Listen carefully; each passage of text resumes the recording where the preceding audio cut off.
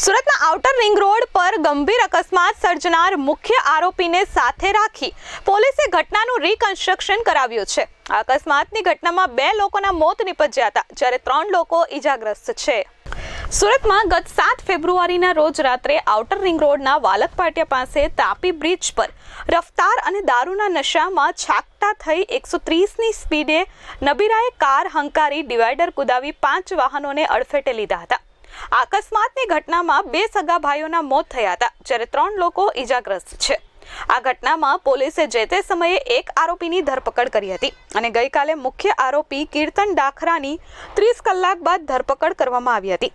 પોલીસે તેને railway station પાસેથી પકડી પાડ્યો હતો, ત્યારે આજે ઘટનાને લઈ પોલીસે આરોપી કીર્તનને સાથે રાખી ઘટનાનું રિકન્સ્ટ્રક્શન કર્યું હતું। અત્રે ઉલ્લેખનીય છે કે નબીરો અકસ્માત કર્યા બાદ 3 થી 4 કલાક જેટલો સમય ગાર્ડનમાં બેઠો હતો। ત્યારબાદ પિતાને જાણ કરતા પિતાએ ઘરે આવી જવા જણાવ્યું હતું, જોકે તે ઘરે ગયો ન હતો। ત્યારબાદ અકસ્માતની રાત્રે નબીરો રેલવે સ્ટેશન પર જ સૂઈ ગયો હતો।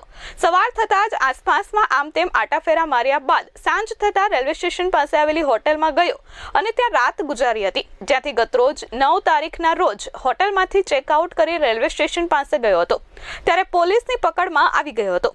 સુરતમાં 130ની સ્પીડે કાર ચલાવી 2 લોકોના મોત નિપજાવનાર આરોપી કીર્તન ડાખરાને જે જગ્યા પર અકસ્માત થયો હતો ત્યાં લઈ જઈને પોલીસે ઘટનાનું રિકન્સ્ટ્રક્શન કર્યું હતું। આ દરમિયાન કીર્તને 2 હાથ જોડેલા હતા અને તમામ ઘટના અંગે જણાવ્યું હતું। આ સાથે જ કીર્તન લંગડાતો ચાલતો હોવાથી 2 પોલીસ જવાનો દ્વારા તેને પકડીને ચલાવવામાં આવી રહ્યો હતો।